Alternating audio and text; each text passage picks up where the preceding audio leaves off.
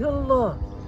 Israël a lancé une nouvelle vague, intensive, de frappes aériennes et de bombardements d'artillerie sur des objectifs à travers Gaza, jeudi matin, tuant au moins 80 personnes, tandis que les pourparlers pour un nouveau cessez-le-feu se poursuivaient au Qatar, et que Donald Trump déclarait vouloir voir les États-Unis en faire, le territoire détruit, une zone franche.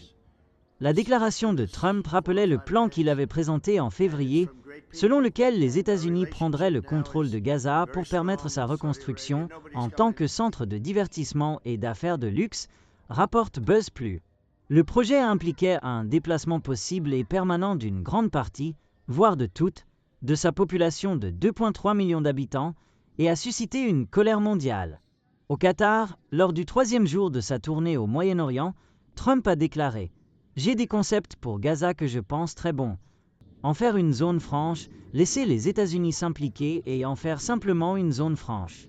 Je serais fier que les États-Unis la possèdent, la prennent, en fassent une zone franche. » Bassem Naïm, un haut responsable du Hamas, a rejeté l'idée, déclarant « Gaza est une partie intégrante du territoire palestinien, ce n'est pas une propriété immobilière à vendre sur un marché ouvert.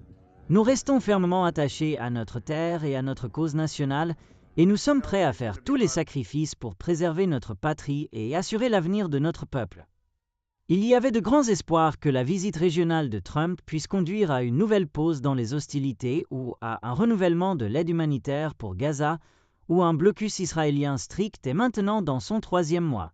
Au lieu de cela, les raids et bombardements des dernières 48 heures ont augmenté les niveaux de violence à Gaza plus qu'en plusieurs semaines, le nombre de morts approchant celui des premiers jours de l'offensive renouvelée d'Israël à Gaza, après la chute d'un cessez-le-feu fragile en mars.